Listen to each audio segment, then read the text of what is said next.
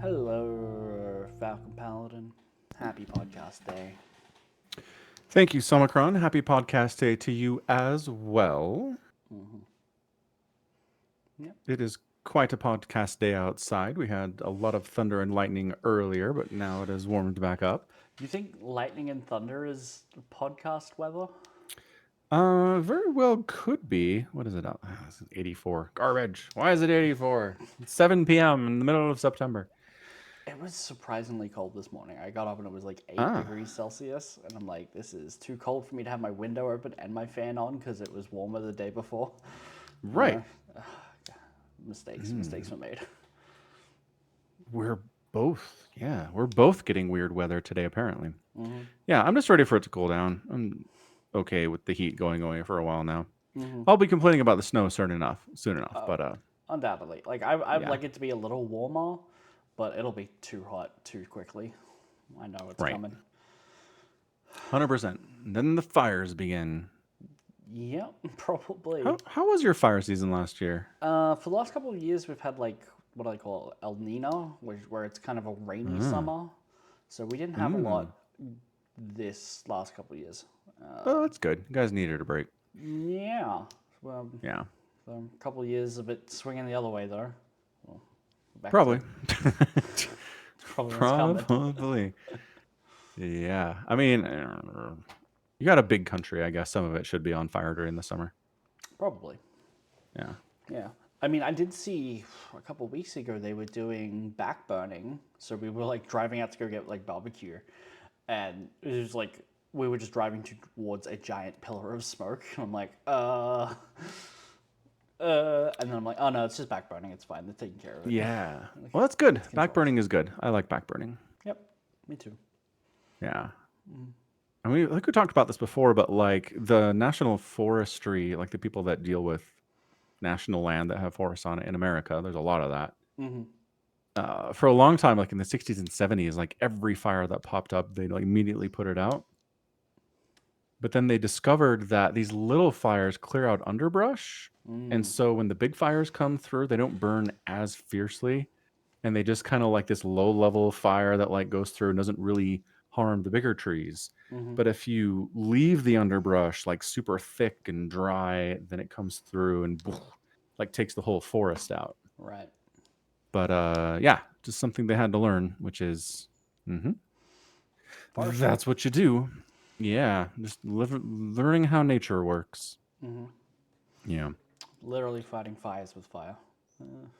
pretty much.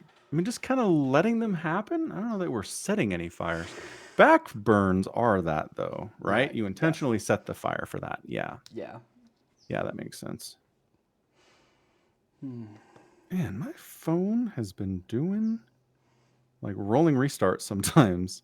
Really? It'll just be sitting there and then it will go like Don't sound. restart. And it gets halfway through the restart and goes restart. And I'm like, ooh, this is not ideal. You've got a Pixel, don't you? Yeah, Yeah. it's a 5. So, I mean, it's old. Might be time for a new one. Maybe.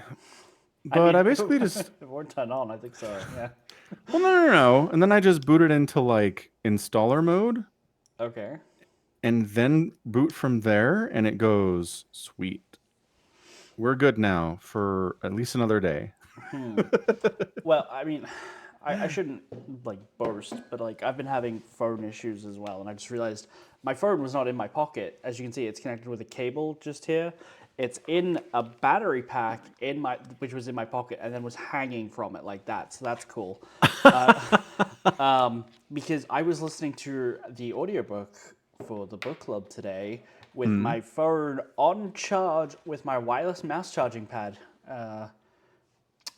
on my desk, and it was still draining in battery. Like it was on charge and still draining while I listened to audiobooks. So I don't know what's Ooh. going on, but it's like, okay, I'm listening to audiobooks at work. I should lose 40% of the battery over like 4 hours of listening. I'm losing 80. I'm going to buy a battery bank. And so I've just been testing it today. Yo. So that's phone problems all around. Yeah, no kidding. That's horrendous. Yeah, my phone does that too. If it's charging and I'm listening to a podcast over Bluetooth over my earbuds, Hmm. the battery will go down, Yeah. which is like, that's Right. not fun. No. And Yeah. like the thing that really annoys me is that like I need my phone to sign off at work. Like that's how I clock in and out is through an app on my phone. So I can't just let it die and there are no charges available at work, which is not true because I went for a look in the Ah, office's space and I'm like, why is there only like lightning cables and USB micro USB cables? Why are there no USB-Cs here? And then I found some plugged into VR headsets in my oh office. yeah.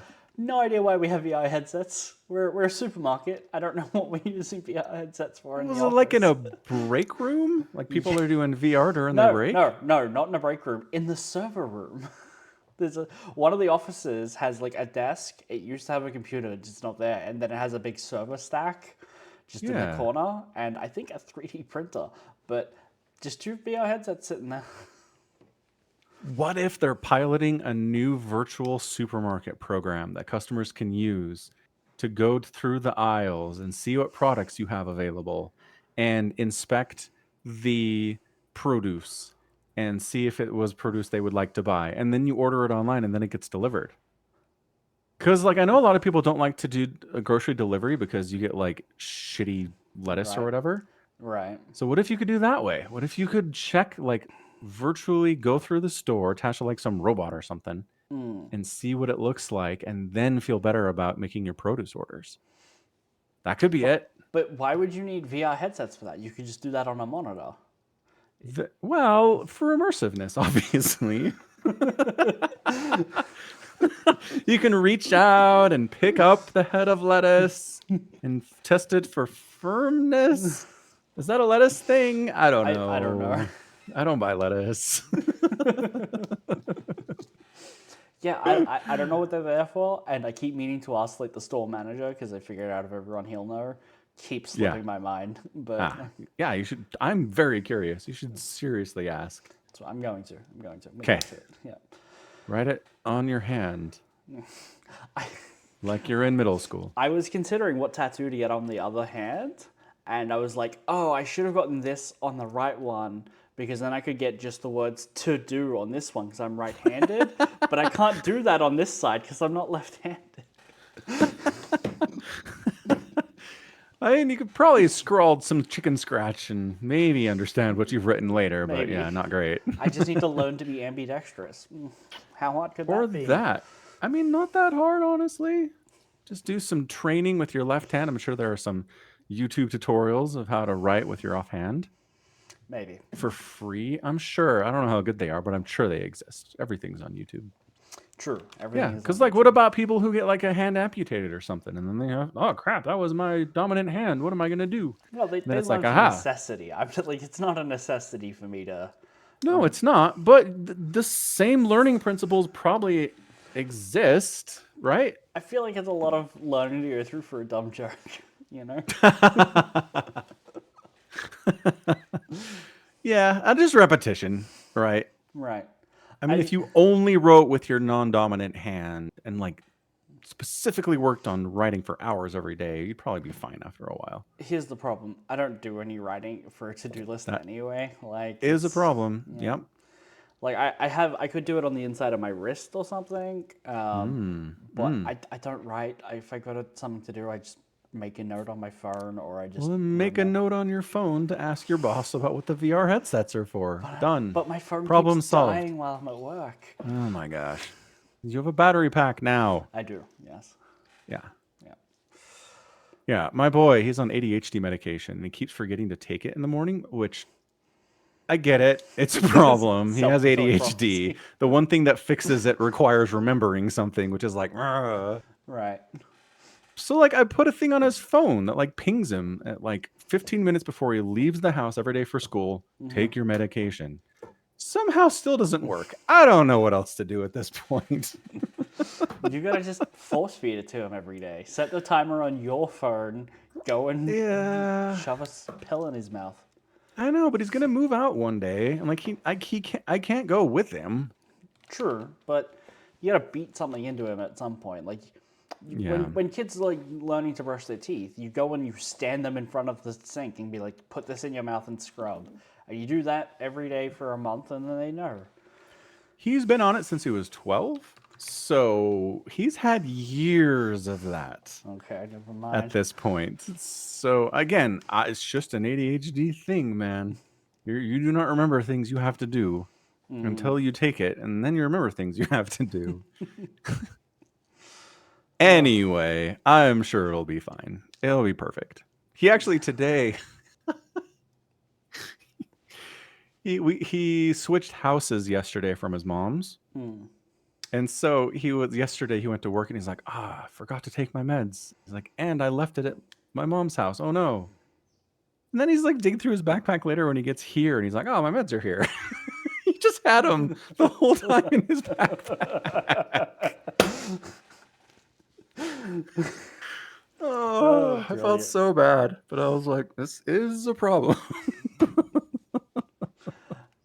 Yeah, I mean, good luck to him, but I imagine this is going to be a lifelong fight for him to like. I think you're keep probably right. Yeah. Anywho, adventures in parenting. It's wonderful stuff. Good stuff. Good stuff. Oh, yeah. So what else is going on? Do you ever watch the original Beetlejuice? No, I think someone had it on TV when I was younger, so I know the idea that you say his name 3 times or something. And it shows up, but beyond that, not a whole lot. Don't remember much. Yeah, they came out with a Beetlejuice movie, which is a sequel. Cool. Yeah. Which I mean, it's kind of an interesting idea. They set it 27 years in the future, which means you can use all the same actors from the original movie because they're aged appropriately. Right. Yeah. So I'm trying to figure out if I want to go see it. Cause like I was pretty young when I watched the first Beetlejuice and it like scared the ever living hell out of me. Sure. I imagine as an adult, the Tim Burton brand of horror is not really a concern anymore. But at the same time, like I'm not sure if it's any good. I mean, because I'm wondering on Rotten Tomatoes. Audience or critic? Critic. Audience is 82, even higher. Oh dang. Okay, those are good numbers. Not bad. Yeah. What I have heard from people is that if you really have a relationship to the original Beetlejuice, you'll really enjoy this. Okay. And I really don't. You know what I mean? Right. Do you why don't we watch the first one? Ooh, yeah. And then decide whether we go watch the second. And then we can have a relationship with the first one, and then we'll like the second one. Yeah, that's Stockholm Syndrome. Yep. Yeah. Yeah. I think that makes sense. Yeah. All right. Okay. We'll watch Beetlejuice before the next podcast. Yep. Can do that. Where is it streaming?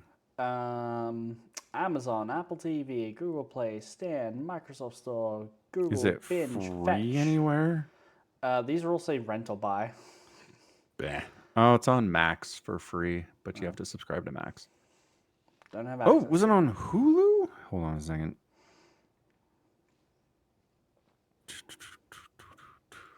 Log into Hulu. See what it says. Yep, that's my password, probably. Probably. Solid probably. It doesn't autofill from Chrome, and I'm like, sure. So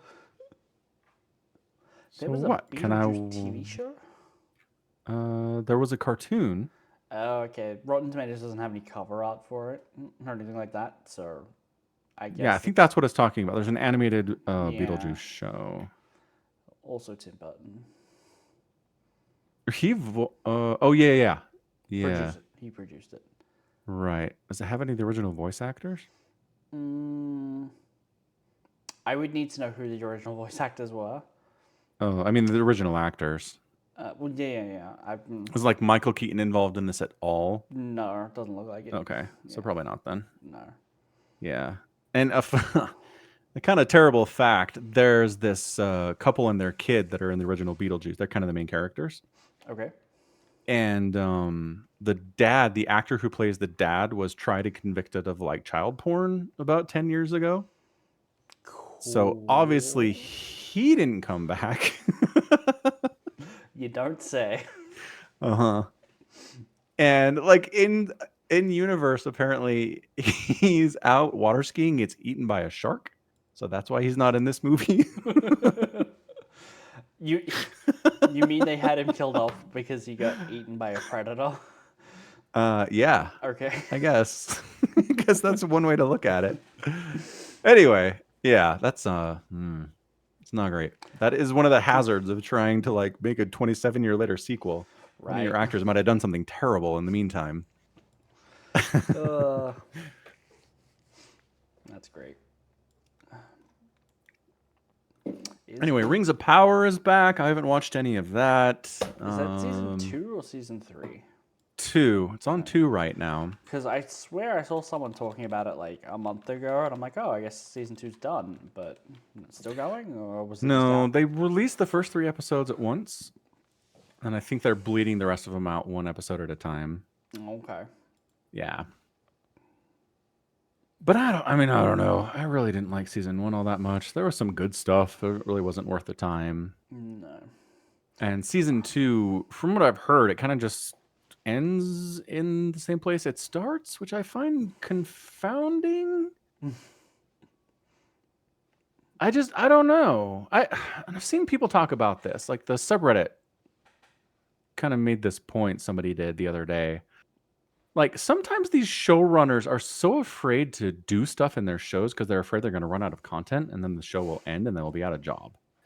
So it's like Sure. they spin their wheels maybe a bit more than they should and being like, look what we set up for season 3, renew our show. And they're like, okay, you have more stuff to do. Yeah. I don't guess know if that's this is possible. true, but that's a theory that somebody had. Yeah. I mean, I could definitely see that with something that's like Rings of Power, where Amazon's like, I'm going to throw a ton of money at this show, you know? Yeah. Which, And it's the Silmarillion, which isn't exactly a novel with a start, a No. middle, and an end. So you can kind of be wanky with it. right. Yeah. It does kind of bother me that they're like, we're throwing like $500 million at this TV show for like every season or something. I'm like, that's a lot of money. And I'm like, Yeah. Peter Jackson made all 3 Lord of the Rings with like 210 million.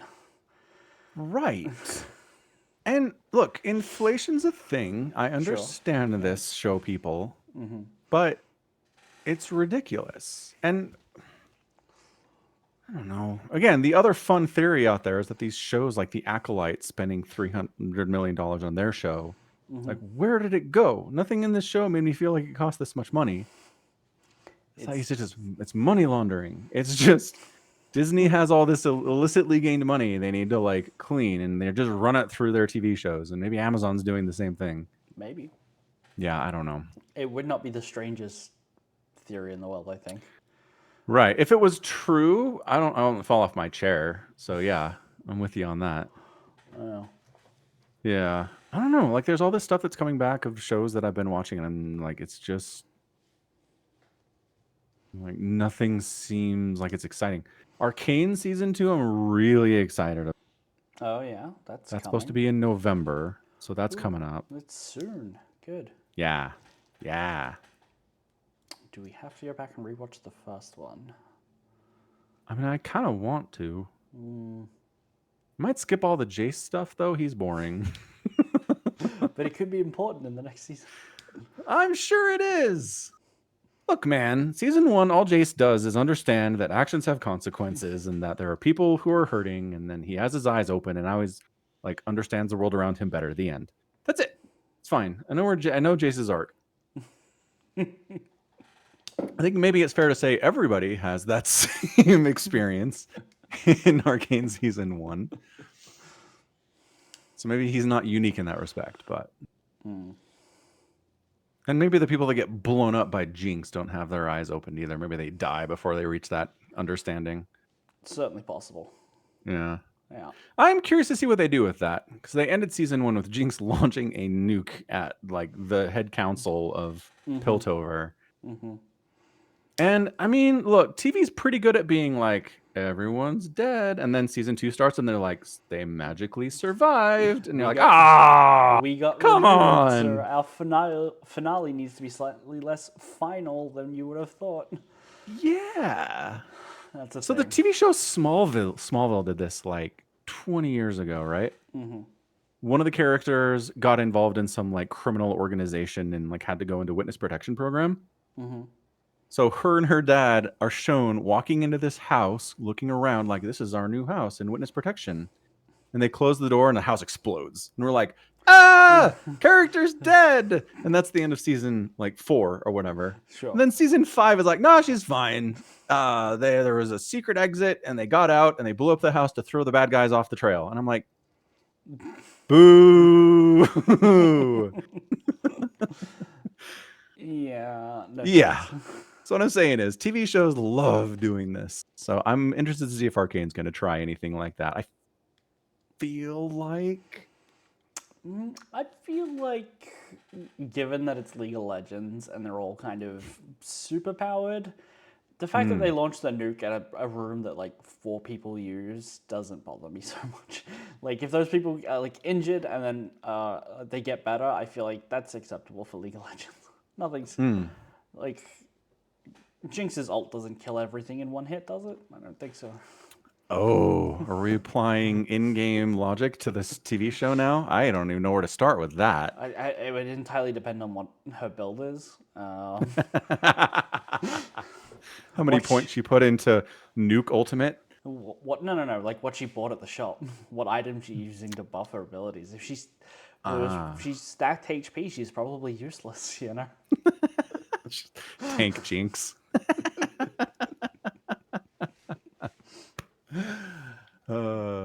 Yeah, whatever. We'll see. I'm trying not to. I'm not watching any trailers for it. I'm not trying to like guess what they're gonna do. I just want to watch it. So Yeah, that's fair. yeah. But yeah, Arcane. Arcane. All right. You want to talk Warhammer? Sure. Yeah. You want to talk Space Marine 2 at all? Space Marine 2 is good. I'm enjoying it. There's some minor lore quibbles you could point at if you wanted to be slightly pedantic. I counted all the Marines on the hub area during. There's a scene especially where there's like they're all assembled for like a big fight, and I'm like, okay, there's 6 squads down there, so that's 60 Marines. This is a company, which is like 1/10 of the chapter of the Ultramarines, so it should only be 100. And there's like 12 standing around here. Okay, so that's most of them. And then like, okay, but the 10th squad, no, that's the 10th company. It doesn't really count. Yeah, I'm like, oh, okay. So I found at least 4 dead Marines wandering around some of the levels, and there's another level where someone in a squad says his entire squad was killed, but him. So I'm counting them, and there's more than 100. And in a company, there should be only 100 battle company Marines. So it's technically non-codex compliant, which is wrong because they're the Ultramarines, and the codex was written by their daddy. Rowboat Girly Man would be very upset if he found more than 100 Marines in their group. Yeah. So Yeah. I did, however, consider the fact that Rowboat Girly Man is on the Indomitus Crusade, and when you're on Crusade, you can have more than 100 Marines in your company, or more than 1,000 in your chapter. So You figured it out. yeah. Nice. The game is not cheating. I mean, I also looked at their shoulder pads, which denotes which squad they're in, and there's definitely more than the number of Marines per squad. You know? It's like, Oh no. All right.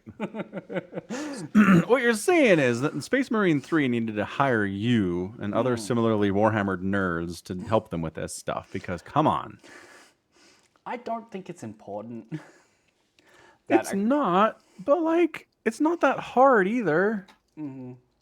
Right? Yeah, I don't think it's that hard, but I think the real issue here is that they do this scene where there's like 80 Marines in this hangar bay, and you see how small 80 people are, like standing in rows. It's not a whole lot. And then you realize this entire hangar bay has like 5 landing pads for ships to take off. And these dropships, I went and checked, can hold 30 Marines in the crew compartment and plus 3 as like crew. And I'm like, but Maths. that's 150 Marines. They would never need this many dropships. Right? If you were deploying them as like 1 in a squad or even 3 squads in each, we have too many dropships for this to be worth it. This entire like No. half, like we're in one hangar bay. What's the rest of the ship doing? You know? So it did open your eyes to like, well, my eyes to when people complain about the numbers in 40K, where it's like a chapter can only be 1,000 Marines. It's like, well, 1,000 sounds like a lot until you divide that into 10 companies, and then those 10 companies into 10 squads and a handful of characters, and then put them all in one location and realize that's tiny. Right. But on the other end of that, when you're playing the game as a 3-man group of Space Marines killing everything, you go, oh, okay, but Space Marines are like battle gods, so you don't need a lot of them. Like, here we are defending an entire planet with a handful of Space Marines and some Imperial Guard, and it's working. So maybe you don't need a lot. Maybe the numbers are fine. Yeah, there you go. Yep. As long as you're not fighting more Space Marines or a Yeah. Primarch or some Chaos Demons, whatever. There's some Sure. stuff out there you have to worry about. Yeah. Sure. Yeah. I mean, again, if you compared it to like their stats on the tabletop, the Titus, the character, he's rolling 6s every time. He's definitely using weighted dice for the campaign.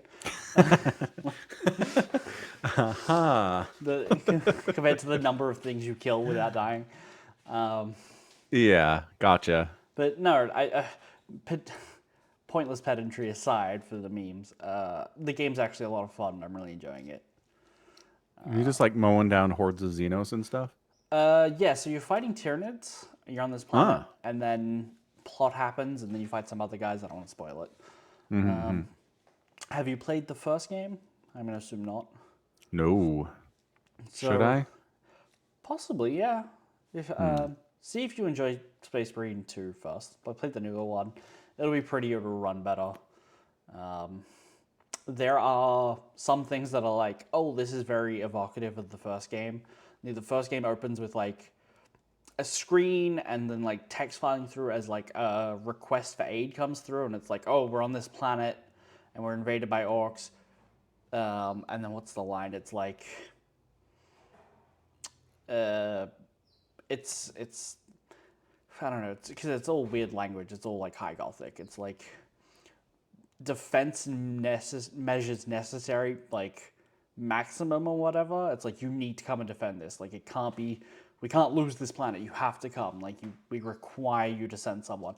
And the game 2 opens the same way, but it's a different planet, right? Like, it's also like same language it uses. I can't remember what it is, but so they're definitely like, this is a sequel. It's been like 15 years or whatever since the last one, or something like that, maybe 10.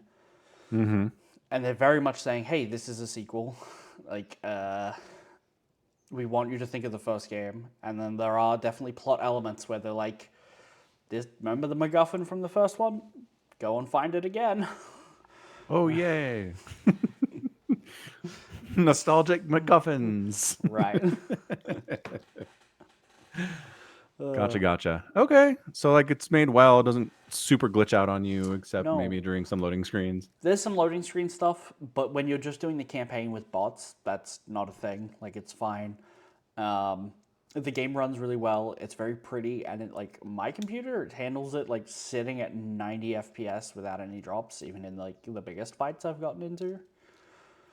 Okay. And compared to the first game, there are more enemies on screen at once, and you're in bigger, more like varied environments. Like, they're just much bigger length, breadth, and height, because you can get jetpacks in some levels. So Nice. yeah, Okay. That's cool. I recommend. I think they're doing a good job with this game.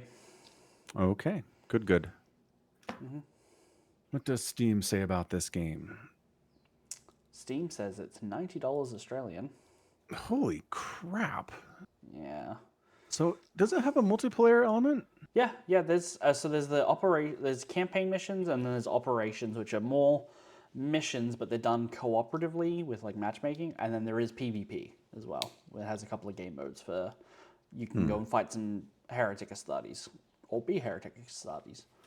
Oh, player choice. Well, I mean, it's whatever team it puts you on, like, and there's no changes between them as far as I'm aware. It's like you okay, it's like great, you get to be an Iron Warrior if you want, but you have the same weapons and skills as the loyalist ones. It's all balanced.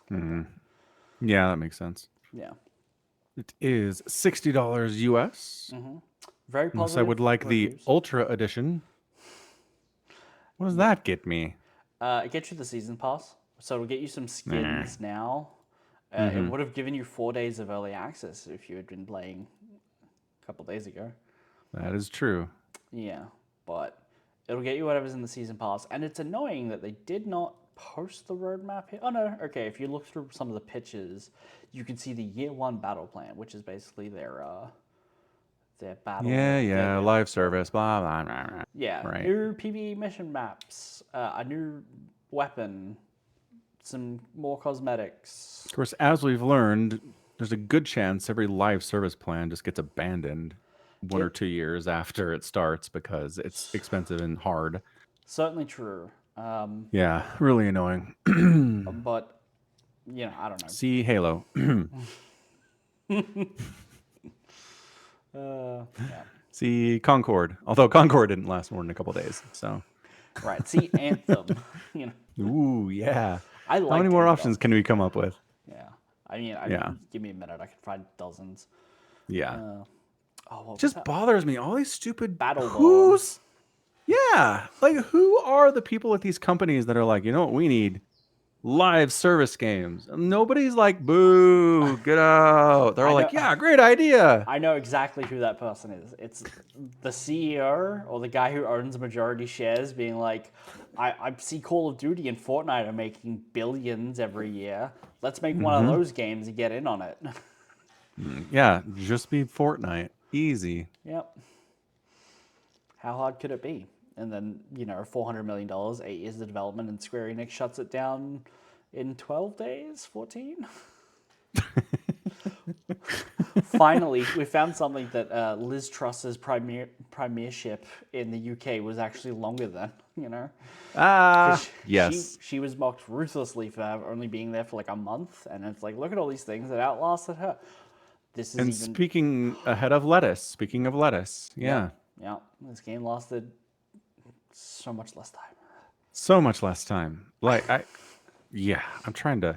I think so little time. I think the funniest thing I've seen about this, which is someone, I think it was on Reddit, it was Shitty Movie Details, where it's like the upcoming Amazon secret level will feature 14 episodes featuring from playable games and 1 from Concord. Because they have a level, an episode dedicated for Concord, which is the greatest, worst cross symmetry, synergy. Yeah. It would be hilarious if it's amazing. Like, it's really well done, and everyone's like, you took Concord from us. It could be great. Yeah, that's probably the worst case scenario where they're like, oh wow, this story here could have been really cool. I want to go play that. Yeah, it's not available. Yeah, these characters are compelling and nuanced and interesting. Wow. So I found a Steam review where they did one of those things where they have different headings like graphics, gameplay, audio. So this person says it's no for Space Marine 2. Oh, okay, yep. So it says that the graphics are not quite you forget what reality is good, but they are beautiful, so that's nice. The audio, it gives it an eargasm rating, which is the highest rating available. That's nice. Okay. The audience for this game is kids, teens, adults, and grandma. Check, check, check, check. So nicely done, developers, on that. I don't know if I want my grandma playing this, but sure. Game size is workable, but will eat 10% every 1 terabyte hard drive. How big is Or you'll want an entire hard drive to hold it. Hold on, let me find out how big it is. Okay. Installed files, 64 gigs. Yeah, there you go. So not 10% every 1 terabyte hard drive. Excellent. No, nope. Difficulty is about mid-grade, easy to learn, hard to master. Yeah. Not quite Dark Souls, it says. No. Story says it is lovely, but it won't replace your entire life. No. I will complain about the tutorial. There is a bit in the opening where they're like, here's how you play the game. Here's how you counter. And it's like enemies with this big blue orb around them counter their attack. Enemies with big red orb means you can't counter and dodge. What they don't tell you there is you can counter attacks even if there isn't a big blue orb, right? So what if they're red? If they're red, you have to dodge. Okay. But you don't have to, but you should take evasive maneuvers. or like some classes, you get a shield you can deploy, and that'll block ranged incoming attacks, so you don't have to dodge them. You just need to activate a thing to nullify the attack. Pedantic. But yeah, fair. you can be much more effective in melee combat if you recognize that you can counter and parry some attacks, that it's not going to be like, hey, there's an attack coming, you should push a button. It doesn't explain that very well, and I found myself dying a lot less often to attacks coming from behind me when I was just like, oh, I'm surrounded, mash the counter button. There you go. Yes, that sounds like a great plan. Mashing counter. Go, go, go. All right, cool. I'll get it. I'll download it. Huzzah. Sounds wonderful. It's a good time. Good. All right. Should we talk about book? Book? Yeah. Book. Let's talk about the book. So we read Wolfsbane by Guy Haley. That we did. Yep. What is it, the subtitle for this book? It's a weird spear cast. I'm seeing it on the cover art. Which I don't get. Well, I do get it on the audiobook, but it's smaller. The weird spear cast, yeah. Okay, so this book is Leman Russ going to go and stab Horus with a spear. Yeah, so the book is in generally 4 parts, I have found. Part 1 is Russ wants to fight Horus, and everybody tells him no. Right. That's the first part of the book. Then the second part of the book is Russ goes home and does some magic stuff and realizes that the spear the Emperor gave him, like, thousands of years ago, is awesome and can totally hurt Horus. Yep. Part 3, I guess it's only 3 parts. Part 3 is he says, let's go hurt Horus. Yes. And then they do it. Yes. Oh, and then there's the call section of the book. The call.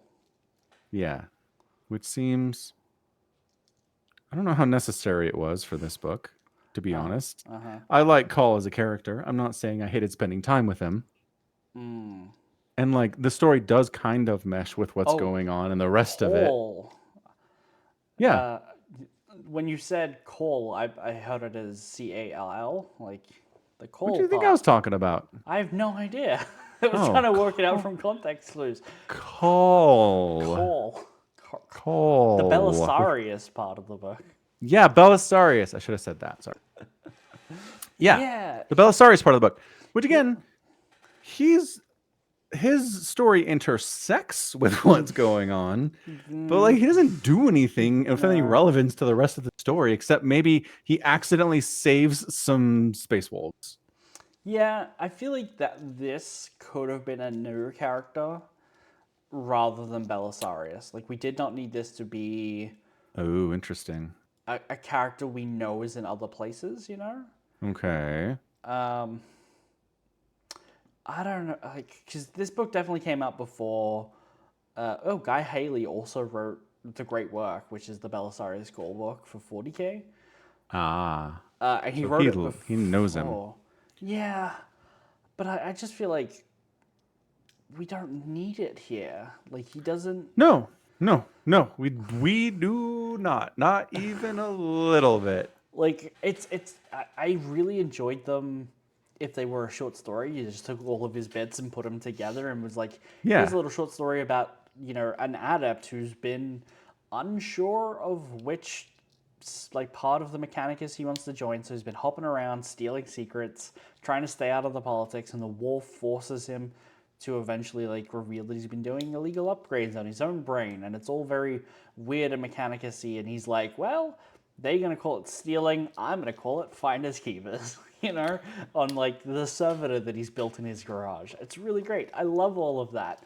It does it no bearing on the rest of the story, and we are like 6 books away from the Siege of Terror. What are we taking this time for? You know?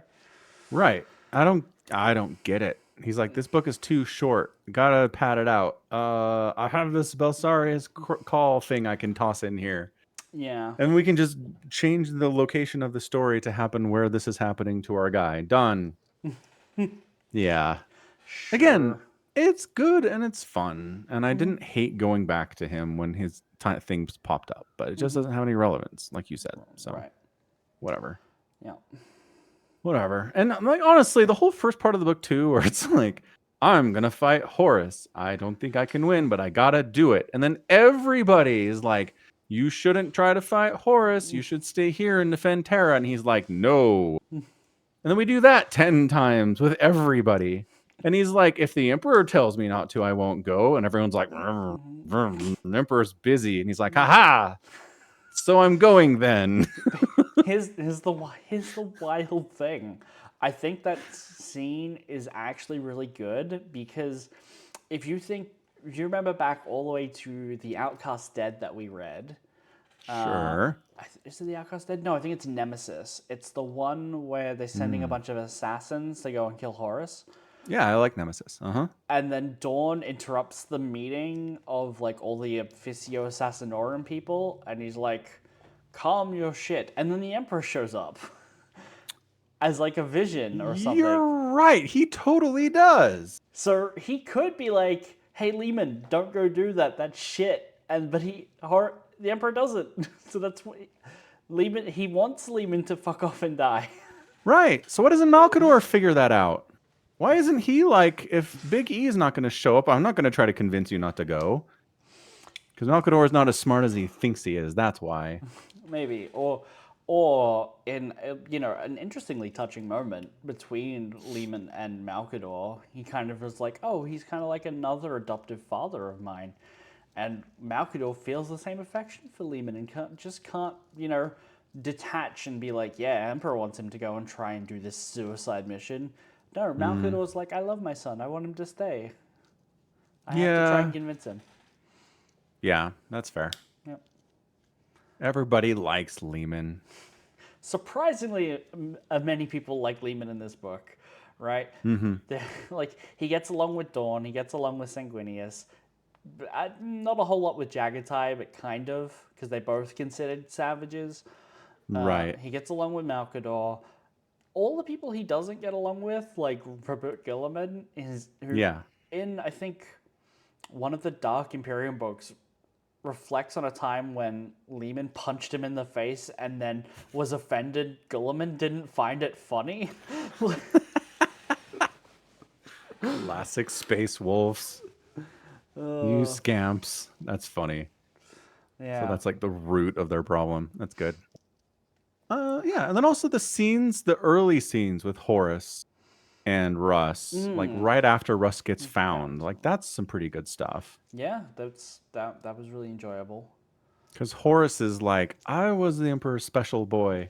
I was the only one. We did everything together. It was great. Right. And then Mom had another baby and ruined everything.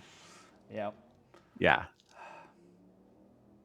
And it's this feral little wild child. I don't like it. Look at all these kids running, like grandkids are running around, picking at their food with their fingers and breaking glasses and spilling oil over the irreplaceable rugs.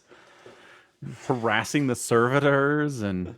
Right. Yeah. And he does recognize that they're all killers, because he's like, anytime anything shows up that could be a threat, they immediately change their demeanor. They're like, do we have to kill this thing? Right. So he's like, all right, you guys, like, you're absolutely dangerous. I get that, but also savages.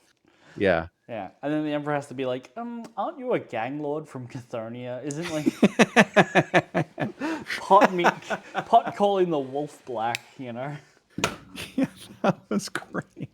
A lot of great character stuff. Yeah. And I mean, it's great with Horus being like, I know I shouldn't be jealous of Russ. It's stupid, but like, it's how I feel. Like, I can't help it, you know? Yeah. So that was good.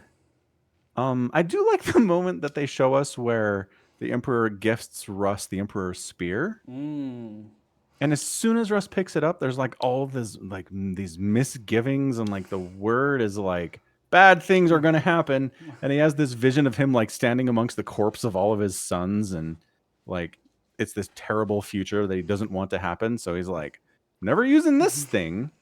Right. And he's like, oh, but the Emperor can read my mind, and he's not saying Yeah. anything, so this must be Yeah. intended. Yeah. I thought it's the most interesting thing. Because, I mean, prophecy's schmophecy. You know how I feel about this. Uh-huh. But, like, is the concept that he's seeing this future where he and his sons take this suicidal run at Chaos Horus, and most of them die, and it's terrible and it's bad.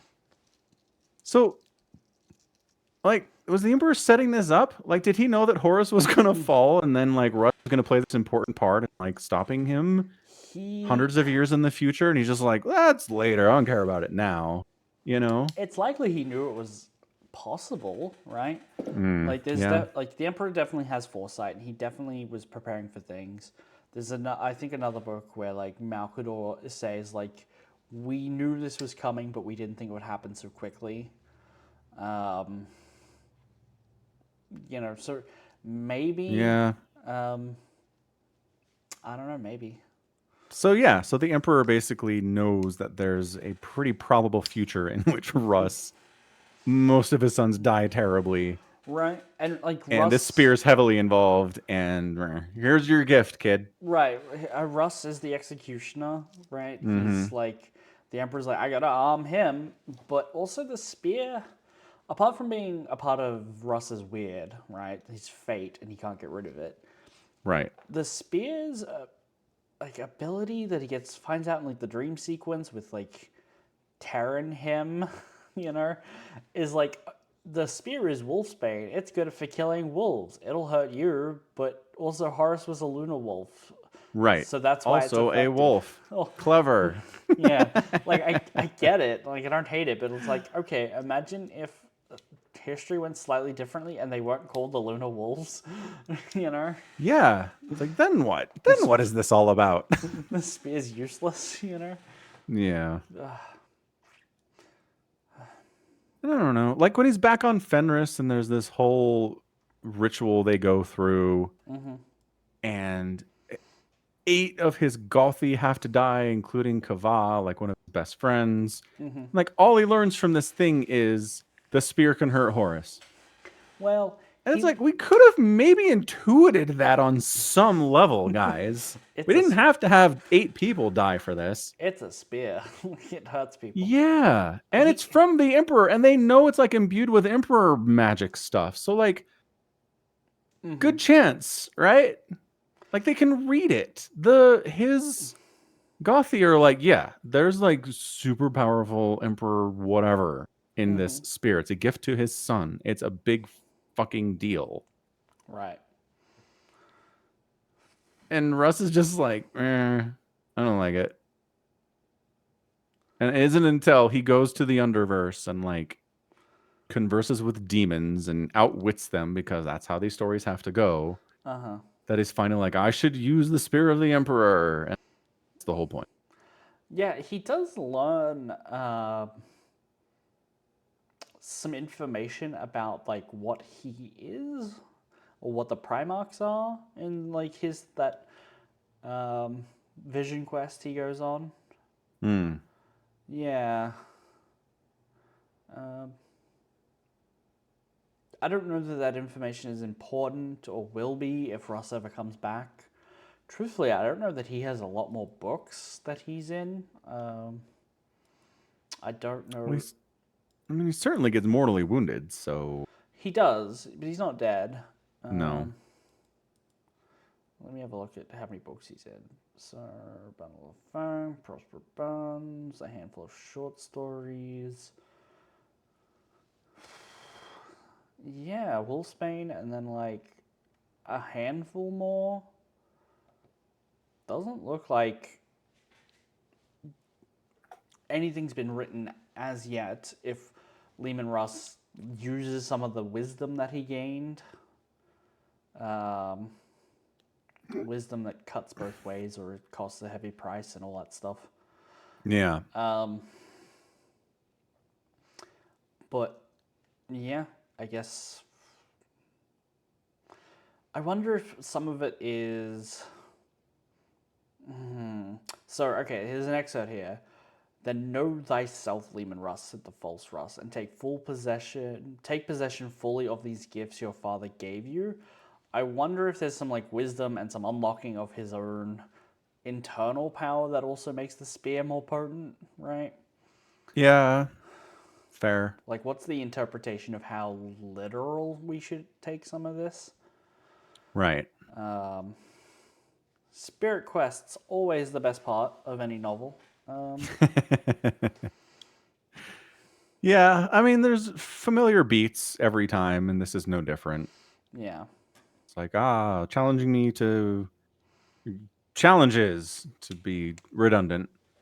And it's like, there are feats of strength. And I'm like, that's not how this works. Like, unless you're Hercules, very specifically, Hercules gets to do feats of strength because that's his thing. But anyone else who deals with underdemons and stuff, it's never about strength. It's always about outsmarting them. Right. I think this is supposed to be sort of like a callback to, because like Horus is chatting with the Emperor when Lehman gets discovered, and he goes, "Yes, he's not what I quite expected. Did you know he challenged me to an eating contest?" Yeah. So I think this is like a callback to when the Emperor showed up at Fenris, and Lehman was like, "Okay, drinking contest, eating contest, feats of strength, like they have an arm wrestle or a fight or something." And so now Lehman goes looking for wisdom like wisdom or knowledge, something to help him with like the Emperor's intent or the Emperor's power, and he's once again faced with these challenges that he's setting himself because the trick is the demon is him. Yeah. I don't know. I didn't hate it, didn't love it. Yeah, I think I'm with you on that. Yep. It's not the worst things in the world, but Right. yeah. So I guess the last thing I'm just more curious about is, so he fights Horus because, yes, It's his duty. right? And I mean, that's what the whole book is about. The first page of the book is like, I need to fight Horus. And it's like, okay, so we're going to fight Horus in this book. Right. For a minute, I was worried. I was like, we don't have a lot of pages left. You can't save this for another book, can you? Right. And then they didn't. And I was like, all right, good. So he's fighting Horus and he's able to stab him with the Emperor's spear. One-handed, just. Yep. And he does it. And Horus loses this like glamour. Like he ages a ton. He looks haggard. He looks old. He looks beaten down. He is regretful about all the death and the betrayal and everything he's done. And it's like, is Horus just a puppet? Because we went through a lot of work in the books early in the Horus Heresy to not make him just a puppet. Like, the point is he chose. Like, yes, he got corrupted, but if he didn't choose to rebel against the Emperor, then it wouldn't have worked, right? Right. Or at least if he didn't choose it, Chaos wouldn't have been able to get its hooks in him to begin with. And then then on Moloch, he like was swollen with Chaos power, and now he's a puppet. Yeah. Like when he looks haggard, you gotta remember he was in there for who knows how many hundreds or thousands of years. Yeah. So, totally. Again, that's a lot of time to hand wave over and be like, and there was no change to his personality or, his morality while he was inside a Chaos Gate. He is still just him. It's like, well, no. And again, it's chaos. It's like everyone who kind of dabbles with it thinks they're in control of it. It's like a very common thing. Yeah. But they're all kind of puppets. Like, that's the gift that the Chaos Gods give. It's like, okay, Plague Marines, you get to be strong and resilient and you don't feel pain, but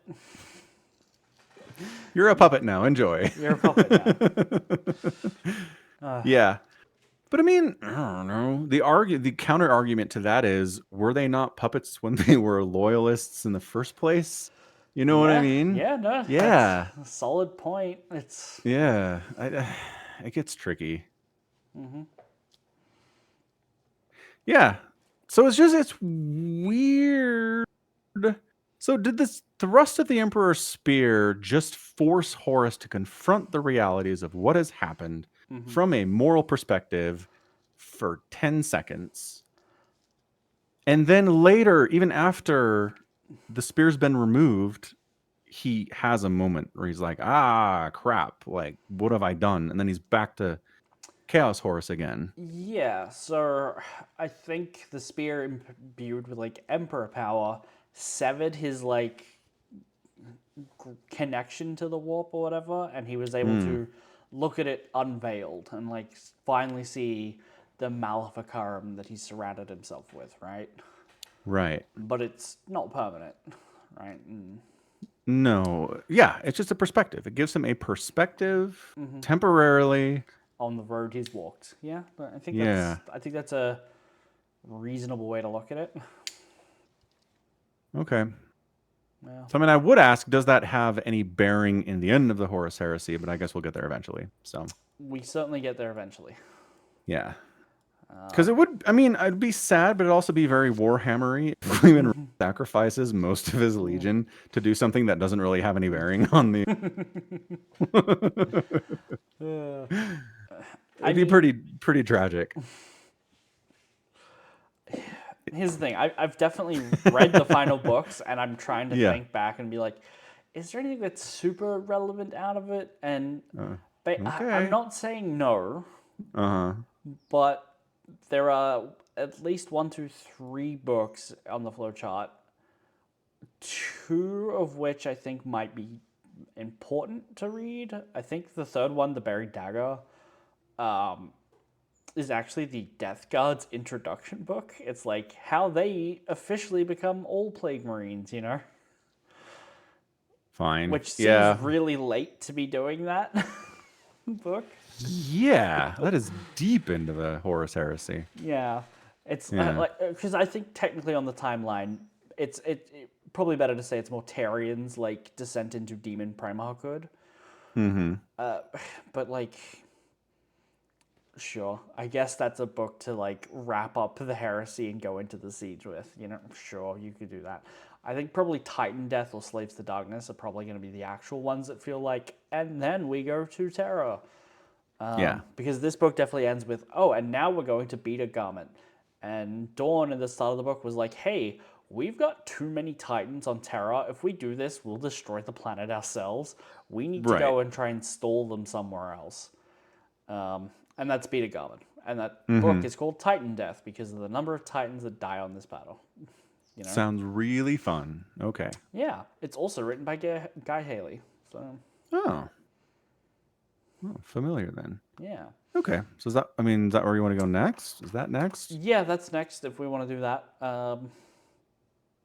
Again, the books that we've skipped over are mostly anthologies.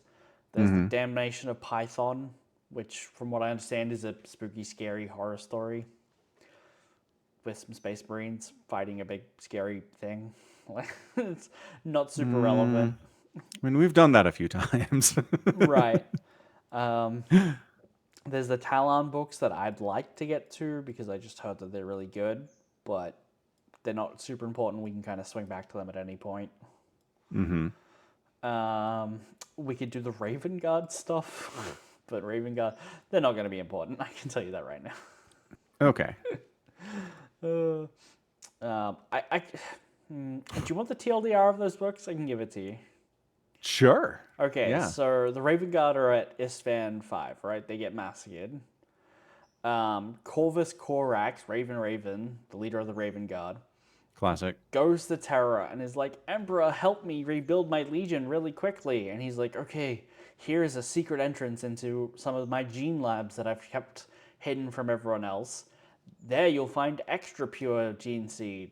Make new Astartes. They'll be bigger and stronger. But oh no, the Alpha Legion have infiltrated you. Oh, Sabotage Legion. your sabotage all of your prospects and then ran off with the extra cool gene seed. No, not Alpha Legion. The end. Those jerks. That's it. I think, kind of. Rad. Oh, and then Corax follows them because he's not on Terra for the final fight. Oh, good. Thanks, Corax. Yeah. Awesome stuff, man. We also didn't do the Salamander books, I suppose. So we could find out what happens to Vulcan in Deathfire, then Old Earth, if you wanted to. Where did we leave Vulcan? He got stabbed by John Grammaticus Grammaticus, yeah. when he was already a corpse, and we're like, don't know what's happening. I mean, And then it seems like Grammaticus gave up his perpetuity to try and give it back to Vulcan. yes. That's where we ended, yeah. Yeah. Yeah. I mean, finishing Vulcan story sounds all right. I'm okay with that. Yeah. I mean, okay, so our options are Titan Death or Deathfire for the books. Deathfire it is. Deathfire. Okay. To the audibles. $15. They've always been 10. Oh. Wait, German edition? What the hell? I don't know what the German edition. Why is the first one showing me the German edition? Sounds fun. Todesführer.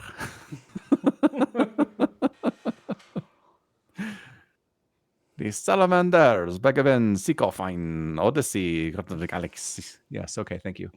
I need the English version. Show all editions. American edition. You only have the German edition? They can't What is- only have the German edition.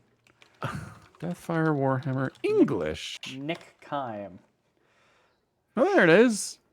Why was this not on the results page when I searched Deathfire Warhammer? Amazon search, you are bad. Okay, cool. Done by one click. Wonderful download. Win. Cool. Cool.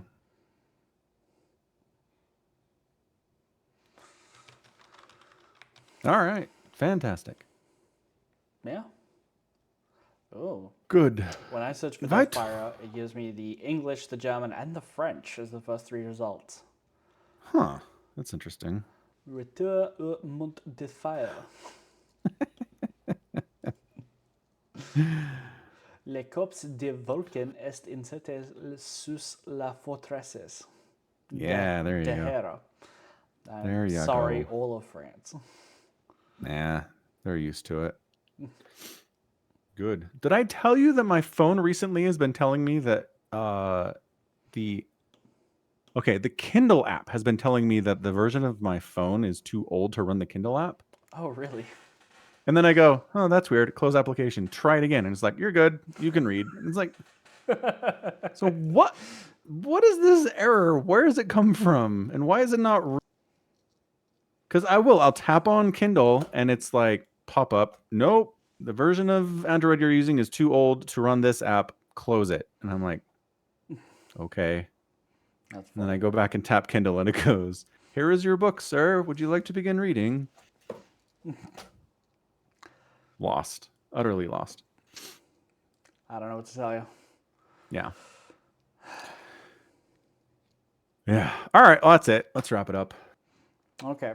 I think it is time. You have something else you want to talk about? No, not really. Machina Okay. Pretends still good. Still good. Oh, yeah. We'll talk about that next week. Yep. All right. I got to go. So thanks for hanging out, everyone, for another Paladin Hour with Somicron, streamed live at twitch.tv/Somicron. You can support the podcast at falconpaladin.store by buying merch, which is very cool, or by pledging at patreon.com/Somicron. So good ways to support the pod. You can watch it on YouTube as well, youtube.com/@Somicron. And yeah, until next week, we'll be here. We'll be reading another book if you want to read along with us. And until then, stay safe and stay healthy. And above all, you take care of yourself. Bye. Bye.